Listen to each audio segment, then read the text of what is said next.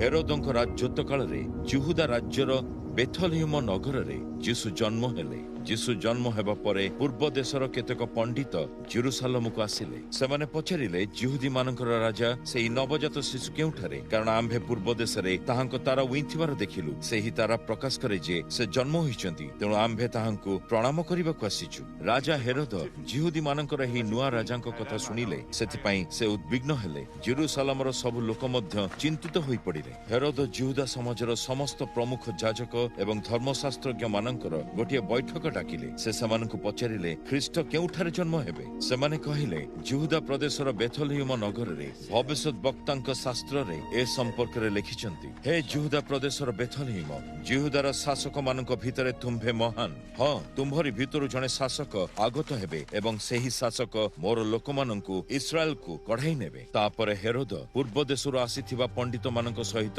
ଗୁପ୍ତ ବୈଠକ କଲେ। ସେମାନେ କେତେବେଳେ ପ୍ରଥମେ ସେହି ତାରା ଦେଖିଥିଲେ ତାହାର ସଠିକ ସମୟ ହେରୋଦ ପଣ୍ଡିତ ମାନଙ୍କ ଠାରୁ ବୁଝିନେଲେ। ସେ ସେମାନଙ୍କୁ ବେଥଲେହେମ ପଠାଇଲେ ଓ କହିଲେ, ତୁମ୍ଭେମାନେ ବେଥଲେହେମ ଯାଇ ଶିଶୁଟି ବିଷୟରେ ଯତ୍ନ ଭାବରେ ଖୋଜ ଖବର ନିଅ। ଯଦି ତୁମ୍ଭେ ତାକୁ ପାଇଯାଅ ତେବେ ମତେ ଜଣାଅ, ତାପରେ ମୁଁ ମଧ୍ୟ ଯାଇ ତାହାଙ୍କୁ ପ୍ରଣାମ କରିବି। ପଣ୍ଡିତମାନେ ରାଜାଙ୍କ କଥା ଶୁଣି ଚାଲିଗଲେ। ଯେଉଁ ତାରାଟି ସେମାନେ ଆଗରୁ ପୂର୍ବ ଦେଶରେ ଦେଖିଥିଲେ ପୁଣି ଥରେ ତାକୁ ଦେଖିଲେ। ସେହି ତାରାଟି ତାହାଙ୍କ ଆଗେ ଆଗେ ଚାଲିଲା ଏବଂ ଯେଉଁଠାରେ ପିଲାଟି ଥିଲା ସେହି ସ୍ଥାନ ଉପରେ ସ୍ଥିର ହୋଇ ରହିଗଲା। ତାରା ଦେଖି ପଣ୍ଡିତମାନେ ବହୁତ ଖୁସି ହେଲେ ଏବଂ ଆନନ୍ଦରେ ପରିପୂର୍ଣ୍ଣ ହେଲେ। ସେମାନେ ଘର ଭିତରକୁ ଗଲେ। ମା ମରିୟମଙ୍କ ପାଖରେ ପିଲାଟିକୁ ଦେଖିଲେ। ତାହାଙ୍କୁ ଭୂମିଷ୍ଠ ପ୍ରଣାମ କରି ତାହାଙ୍କର ଉପାସନା କଲେ। ତାପରେ ସେମାନେ ଶିଶୁ ପାଇଁ ଆଣିଥିବା ଉପହାର ପେଡ଼ିଟି ଖୋଲିଲେ। ସେମାନେ ଶିଶୁକୁ ସୁନା, କୁନ୍ଦୁରୁ ଓ ଗନ୍ଧରସ ଉପହାର ଦେଲେ। କିନ୍ତୁ ପରମେଶ୍ୱର ସେମାନଙ୍କୁ ହେରୋଦଙ୍କ ପାଖକୁ ଫେରି ନ ଯିବାକୁ ସ୍ୱପ୍ନରେ ସାବଧାନ କରାଇଦେଲେ। ତେଣୁ ସେମାନେ ଅନ୍ୟ ଏକ ପଥ ଦେଇ ନିଜ ଦେଶକୁ ଫେରିଗଲେ।